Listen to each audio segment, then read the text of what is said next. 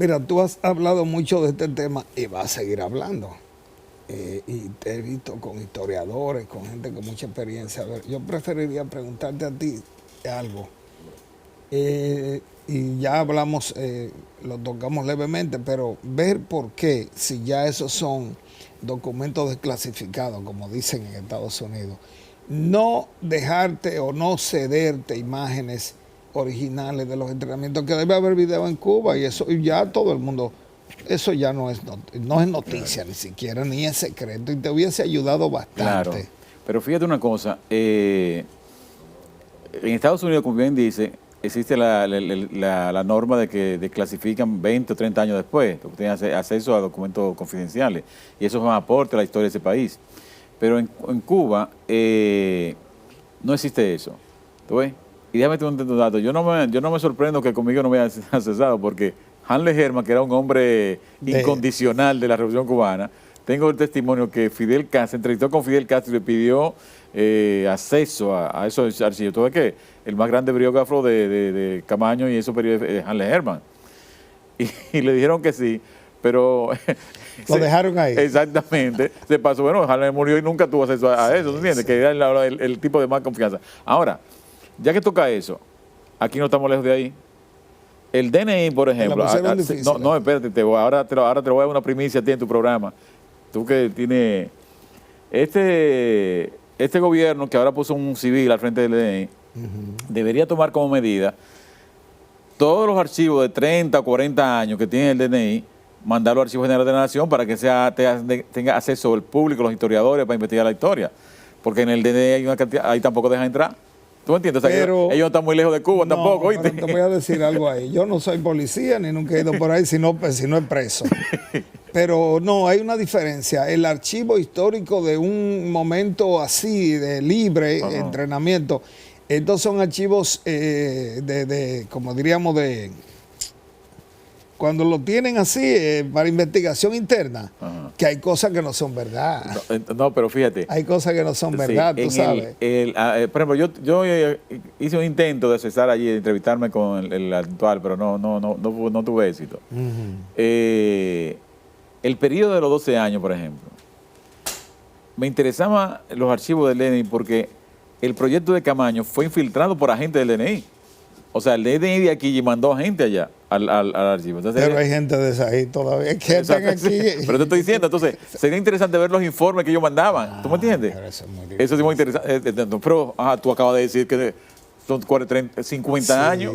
¿Qué importancia tiene? ¿Entiendes? No. ¿A quién afectaría eso? Entonces, los informes que deben de estar en el DNI de ese periodo, por ejemplo, del proyecto guerrillero de Camaño, tú sabes lo interesante que sería. Entonces, una cosa, ¿por qué me llama la atención? Porque uno de los agentes del DNI que detectaron en Cuba y lo apresaron allá, lo interrogaron. Yo tuve acceso a parte de su interrogatorio. Y él dijo en ese interrogatorio que una de sus misiones era acercarse a Mauri Germán Arit y llevarlo a la farmacia San Judas Tadeo, donde habían oficiales del DNI para fotografiar a Mauri Germán Arit. Eso lo dijo él, o sea, que lo llevaba a varios sitios. Entonces yo tengo interés en ver las fotografías que le tomaron a Mauri, ¿me entiendes? Que ese señor dijo. Ese, por ejemplo, ¿y si está vivo ese señor? No, ese murió hace poco, le decía creo que Luis Tablito. ¿No? Entonces, también, ese fue uno de los que detectaron. Y yo me decía, bueno, detectaron a ese, y los que no detectaron. O sea, y los agentes que mandaron aquí no detectaron, porque a ese lo detectaron, porque ese fue muy torpe y se puso nervioso. E hizo una serie de errores que la inteligencia cubana lo apartó y empezó a hacerle una serie de preguntas y el tipo flaqueó y soltó por ahí, ¿me entiendes? Porque para el proyecto de Camaño reclutaron muchísima gente en ese tiempo de la izquierda, que a la izquierda aquí luego hubo un plan de los norteamericanos y de Balaguer de infiltrarla. Entonces, mucha gente de eso llegó allá, se pelearon con Camaño y vinieron aquí igual como buenos dominicanos. Sí. Hicieron muchísimas cosas. Claro, porque en esa época se valoraba mucho más la valentía personal que la capacidad intelectual, que la formación intelectual y académica. Y no había tanta ideología de que yo soy marxista-leninista sin haber leído nunca un libro. No. Así, eran los más valientes, los más osados. Por ejemplo, hubo varios secuestros de aviones Bueno, por ahí andan algunos de los que participaron de ese secuestro, que tú hablas con ellos. Y era por guapo, era una cuestión. Exactamente. Agarrar Plinio con. Matos, Sí. acuérdate. Primo Matos es un caso diferente, porque Primo Matos es abogado y creo que todavía está en ejercicio. Plinio anda por ahí, Sí. que fue a la embajada de Panamá también. No, es el otro. Ese, A Manuel Matos. No, era Plinio Matos. Sí, no, el que fue a la banda fue Méndez Vargas. Radamés Méndez Vargas, pero él no, se murió. El que tuvo la embajada fue Ramés Méndez Vargas. Pero el caso de Plinio, que se mantiene muy bajo el perfil, era de los, digamos, de los pocos que tenía una formación académica. Pero interesante, no sé si tú para este documental, ahí me gustaría que me dijeras si tuviste reuniones y encuentros con gente que participó en estos eventos para fines de investigación. Claro, entrevisté a más de 15 de ellos, más de 15 de los que tuvieron allá. No solamente los que tuvieron en Cuba, sino de la gente que tuvo con Camaño en Europa antes de salir. O sea, le hice entrevista a ellos y a su cotidianidad allá. Y el asunto es que cuando tú coges testimonio de personas, generalmente están muy cargados de subjetividad. Hay que dejar y soltar. Exacto, dejar y soltar de subjetividad y también resentimientos y pasiones desde hace 50 años. No hay más la izquierda dominicana. Exactamente. No, que el traidor es aquel, que el otro es el otro es un desertor, que el otro es un cobarde, que el otro lo íbamos a fusilar. Pero tú te has ido mejor a las fuentes documentales. Exactamente. Y esta entrevista tengo de referencia. Me aportaron una serie de datos que yo voy y lo confirmo en los periódicos o en los servicios de inteligencia. Servicios de inteligencia norteamericanos. O sea, no los de aquí porque no que quiero hacer eso. desclasifican. Exacto. Analistas de la CIA, por ejemplo, hay un documento que analizaban, sumamente interesante, en el 70, uno de los analistas de la CIA escribió un reporte, oye, ¿cómo se llamaba? La subversión castrocomunista en América Latina. Y hacían un periplo de todas las acciones del castrocomunismo, como ellos lo que bautizaron, en América Latina. Y ahí pude ver yo de cómo la relación de Cuba con Camaño y con la izquierda en este país, de cómo ellos lo trataban y cómo se manejaran, era muy similar a cómo trataban a la izquierda en Venezuela. El MIR de Venezuela y el PCB de Venezuela. Hubo guerrilla ya. No solamente hubo guerrilla. Douglas Bravo, cuando en 1966 celebraban uno de los aniversarios de la Revolución Cubana, en el acto allá de la Plaza Revolución, habían dos fotos inmensas, el Che Guevara y Douglas Bravo. O sea, la guerrilla en Venezuela, el gobierno cubano le puso una atención de primer orden. Cuando matan al Che Guevara en Bolivia, los cubanos siguen apostando a Douglas Bravo en Venezuela. Es que era un gran país. No, el objetivo realmente es Venezuela. Sí. En ese momento era Venezuela. Bueno, la potencia petrolera del mundo, ¿me entiendes? Exactamente. Y ellos invirtieron un enorme esfuerzo. Mira, allí, pero ahora llegaron sin mucho esfuerzo. Exactamente. Porque los cubanos son la seguridad de Maduro. Pero mira, Marino, la paradoja de la vida. Douglas Bravo, que era su brazo armado en Venezuela, murió hace 2 años, hace poco, y murió siendo opositor de Chávez. Porque hay mucho de personalismo y de además de intereses. Murió siendo opositor de Chávez. ¿Qué va a hacer, por ejemplo, los cubanos, los chinos, cualquiera, se alían al que está arriba? Van a estar aliados al que está abajo. Ahí está el Partido Comunista Cubano, venezolano, denunciando a Maduro que le quiere coger la franquicia. Oye, eso... Pero bueno, esas son cosas. La cuestión es, volviendo aquí a Camaño, militar a guerrillero, sería interesante, René, llevar esto a la provincia en cine rodante. Claro. Yo estoy preparando, me han llamado de 2 provincias para eso, de Azua y de Cotuí me han llamado. Es un sacrificio, pero yo creo que vale la pena. No, yo le estoy preparando un paquete para que ellos busquen patrocinio y paguen, porque no se va a ir gratis para allá. O sea, no, porque aquí hay provincias que no tienen cines. No, pero la propuesta que estoy preparando es con pantalla y todo. Sí. O sea, pantalla inmensa. Como yo hice el Parque Independencia, no sé si tú recuerdas. ¿Tú crees que conseguirán patrocinio de que Pedernales y Maní? ¿Tú crees? ¿El ayuntamiento, alguien? Bueno, ya tú dijiste, solo el ayuntamiento y quizá algunos empresarios por ahí, amigos de Camaño. Tú lo harías si tienes. Claro. Yo lo hice en San Pedro de Macorís en el 2011. Yo cerré una calle paralela al Parque Duarte de San Pedro de Macorís y había miles de personas ahí. Y ya lo hice en el Parque Independencia de aquí. en el 40 aniversario de la guerra, cerré la calle Palo Hincado y eso fue un acontecimiento. O sea, los que quieran ver esa experiencia está en mi canal de YouTube, la trinchera de honor en el Parque Independencia y la trinchera de honor en el Parque Eduardo de San Pedro de Macorís. Que a propósito que menciono el canal, permíteme invitar a tus televidentes a que se suscriban a mi canal de YouTube, Claro, que es Videocine Palao, y está aquí. ¿Ves? Si el director le da ahí, con ese código QR, lo escanean y pueden suscribirse al canal. Ahí hay documentos, ahí hay videos. Bueno, primero están todos mis documentales gratuitamente. Tiene muchos documentales. Sí, todos los documentales míos están ahí gratuitamente. Lo escanean y ahí pueden ver todos mis documentales y también documentos relativos al 50 aniversario de la muerte de Camaño, que nos lo incluí en el documental. Entre ellos, este que te va a interesar.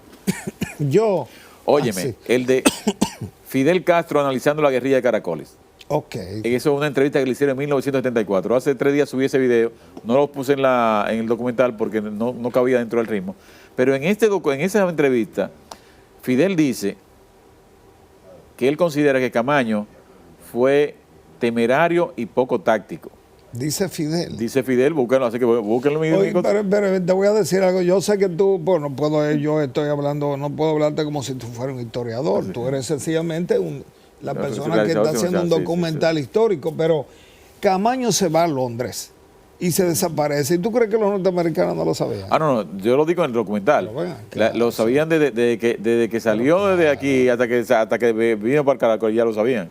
Pero claro, hombre. O sea, el servicio de inteligencia más eficiente del mundo, la CIA, estaba encima de él, ¿me entiendes? Claro. Y eso está documentado ya de cómo los norteamericanos le daban seguimiento a Camaño. Tú no fuiste a Londres, tú recuerdas. No, tú sabes que ahora con internet tú puedes accesar a cualquier hay archivo, fuentes de primera mano en la embajada o algo así. No, tú ahora con internet puedes accesar los más importantes archivos fílmicos del mundo y puedes comprar fílmica y puedes comprar fotos y con tu tarjeta de crédito te la mandan por WeTransfer. Ok, la impresión, René, que tú has podido recoger de esa firma, de ese tratado, porque de hecho los invasores no era viable eliminar a ese grupo de gente en la ciudad colonial. Pudieron haberlo hecho, pero era una cuestión sanguinaria, porque tenía una resistencia feroz. Pero de hecho los constitucionalistas estaban rodeados después que se hizo la operación limpieza en el 65. Y lo más viable era hacer ese acuerdo. De esa gente que participaron en ese proceso, ¿tú llegaste a hablar? Sí, claro. Lo de la guerra yo conozco a la mayoría de ellos. Y uno, entre la entrevista que hice, uno me dijo, bueno, creo que en un encuentro que hubo en el cine Leonor, que luego se convirtió en Colonial, algunos hicieron una asamblea ahí de los comandantes constitucionalistas y algunos dijeron que oponiéndose a ese acuerdo, que no tenemos que seguir luchando, y Camaño le dijo, yo quiero que alguien me diga aquí cómo nosotros rompemos ese cerco. No puede. O sea, yo quiero que alguien de ustedes me diga cómo nosotros rompemos ese cerco. Entonces nadie puede decir, o sea, nosotros ya no tenemos capacidad para enfrentar ese ejército. O sea, que ellos realmente tuvieron que negociar, firmar ese acuerdo con esa artillería. Era una obligatoriedad, porque si lo bombardeaban, lo rompían. Es más, hombre a hombre lo vencían. No, y tenía el mar detrás. No había manera. Entonces, vamos a decirlo, como le decían los norteamericanos, no es un término peyorativo. Los revolucionarios o los comunistas tenían una actitud más agresiva, pero Camaño de hecho no tenía esa ideología. Él era un hombre que sí se enfrentó a la invasión y trató de irse a la parte constitucional, pero él no tenía ese espíritu de lucha de ellos. No. En términos reales. Camaño realmente, bueno, él digamos que es la vanguardia, la figura. Pero ahí en la zona constitucionalista habían unos, digamos, militantes que lo daban el todo por el todo. Estaban dispuestos a todo porque tenían ideología. Claro, sí. Estaban, por ejemplo, el comando del MPD en la escuela argentina, ahí yo entrevisté a varios. Esa resistencia del 15 y 16, esa gente se fajaron ahí a aguantar ese bombardeo, ese fuego cruzado de los americanos, que no era fácil, ¿tú me entiendes? En la ruina de San Antón, en la ruina de Dios, la ruina de San Francisco. Pero no podían, mira cuando trataron de asaltar el palacio, lo estaban esperando. Sí, ese fue otro fallo, sí. Bueno, René, Gracias por haber venido. ¿Cuál es tu exhortación final? Bueno, que vayan todas las personas a ver el Camaño Militar a Guerrillero en la Sala de Cine de Santo Domingo, Fine Arts, Downtown y Galería 360. Y en Santiago, en Centro Plaza Internacional, que van a vivir una experiencia memorable y que lleven a los jóvenes para que se estimulen a conocer la historia de su país. René Fortunato, documentalista, director cinematográfico, este tema interesante, histórico, que no aparece en los libros de Camaño. Y vamos a dejarles con una promoción de este documental. Gracias, René, por haber venido. Gracias a ti, Marino. Muy bien. Vamos a despedir el programa con este documental. Adelante. Parto para el extranjero con la esperanza de que todas esas conquistas que tanta sangre han costado serán respetadas por aquellos que comprometieron su palabra. Las constituciones han sido, son y serán durante mucho tiempo todavía simples pedazos de papel. Seguiré preparándome para servirle mejor a los intereses de mi país. Camaño, de militar a guerrillero. La sorprendente historia del coronel Francisco Alberto Camaño Deñó, su entrenamiento guerrillero y el trágico final del comandante Román en Caracoles. Largometraje documental escrito y dirigido por René Fortunato. Desde el jueves 16 de febrero, solo en cines. No se lo pierda.